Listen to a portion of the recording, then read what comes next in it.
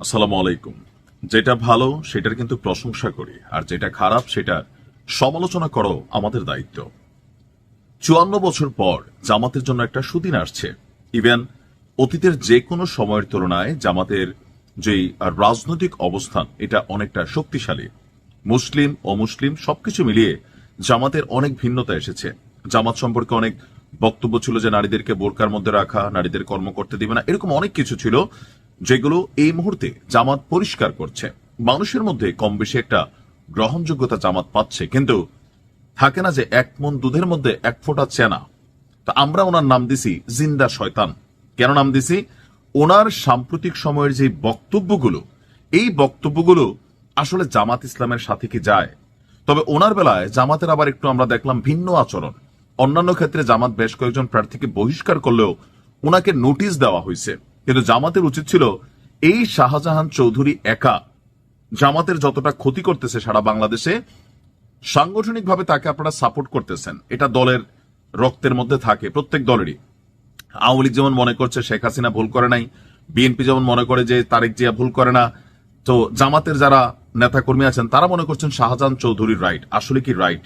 সার্বিকভাবে যে পজিটিভ পরিবেশটা তৈরি হয়েছিল এই এক ফোঁটা শাহজাহান খানের জন্য পাবলিকলি আপনি দেখেন কি পরিমাণ বিরূপ প্রতিক্রিয়া, এবং আপনাদেরকে বিরুদ্ধে ১৯৭১ ইস্যুর বাহিরে সাম্প্রতিক সময়ে সবচেয়ে বড় ফ্যাক্ট হয়ে গেছেন এই শাহজাহান চৌধুরী, চট্টগ্রামের কিংবদন্তি নেতা। গেল কয়েকদিন আগে প্রশাসনকে নিয়ে আমার কথায় উঠবে, আমাদের কথায় বসবে, মনে হচ্ছে আর একটা ফ্যাসিজমের আওয়াজ শোনা গিয়েছিল এই শাহজাহান চৌধুরীর গলায়। আজকে আরেক বার্তা তার সামনে আসছে, যেটা কোথাও না কোথাও আসলে ইসলামের সাথে সাংঘর্ষিক। এখন যারা বলেন যে জামাত ইসলাম মানে ভণ্ডামি ধোকামি, তারা কিন্তু সুযোগ পাচ্ছেন এই লোকের কথাবার্তায়।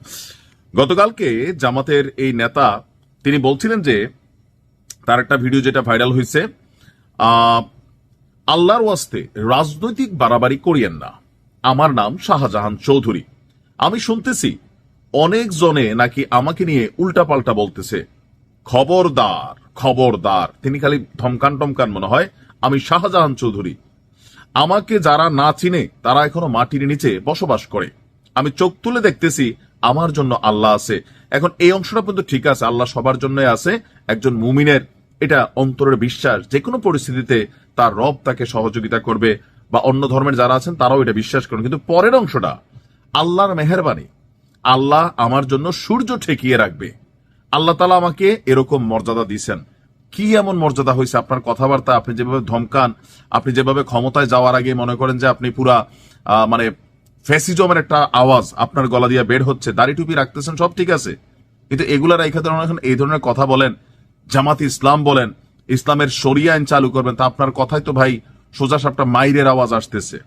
মানে আপনি যেভাবে কথা বলেন যে ক্ষমতায় গেলে পাবলিককে তো ধৈরা ধৈরা কি করবেন, এটা বোঝাই যাচ্ছে প্রশাসন আপনার চাকর বাকর নখের উপর আপনি নিয়ে আসবেন। এরপর তিনি বলছেন যে তার বিষয়ে বেশ কয়েকটা বক্তব্য। এই মুহূর্তে চট্টগ্রাম ১৫-এর সাতকানিয়া লোহাগড়া আসনের মনোনীত প্রার্থী, তার এরকম বক্তব্যের জন্য আপনার ২৫ নভেম্বর শাহজাহান চৌধুরীকে দলীয় ব্যবস্থা হিসাবে কারণ দর্শানোর নোটিশ শোকজ করা হয়েছে। আগামী ৭ দিনের মধ্যে তাকে কারণ দর্শাতে বলা হয়েছে। সন্তোষজনক জবাব না পেলে তার বিরুদ্ধে ব্যবস্থা নেওয়ারও উল্লেখ করা হয়েছে জামাতের কেন্দ্রীয় কমিটির পক্ষ থেকে। আমি বলি দেখেন, এই যে আওয়ামী লীগের মধ্যে এটা ছিল, বিএনপির মধ্যেও আছে বিতর্কিত কিছু ক্যারেক্টার, এদেরকে দল পালে পোষে, আই ডোন্ট নো ওয়াই। তো এদেরকে পাইলা পয়সা হয়তো লোকালি কোনো একটা জায়গায় অথবা দল হিসাবে তারা কোথায় বেনিফিটেড হয় আমি জানি না, তবে পাবলিকলি সারা বাংলাদেশে এই দলগুলো কিন্তু অস্তিত্ব হারাই ফেলে। সাধারণ মানুষ দেখে জোরে বাবা, এই যে দেখো আসল চেহারা বের হয়ে যাচ্ছে, তাই না? আলোচনা কিন্তু নানান দিকে চলে যাচ্ছে। ধমক টমকের নমুনা এমন হয় যে আওয়ামী লীগ আর কি করছে, এই লোকে তো এখন ক্ষমতায় যায় না, এখন এইভাবে ধমকাচ্ছে। আরো কিন্তু কিছু বিতর্কিত বক্তব্য বিভিন্ন জামাত নেতার আস্তে আস্তে মাঠে আসছে। আপনারা মুখে লাগাম দেন, নয়তো যতটুকু ফুরফুরাইতেছেন এটা ফরফর হয়ে কিন্তু ঝরে যাবে। বাকিরা দিনরাত মেহনত করতেছেন, কত উদ্যোগ নিচ্ছেন, আর এরকম দুই একজন শাহজাহান চৌধুরী দলের কিন্তু ১২টা বাজায় দিচ্ছে। ভালো থাকুন, সমালোচনা গায়ে লাগাইয়েন না, সহ্য করতে শিখেন, কারণ খালি ভালো বললে খুশি হবেন, শেয়ার করবেন, কিন্তু এগুলো আপনাদের ভালোর জন্যই বলছি।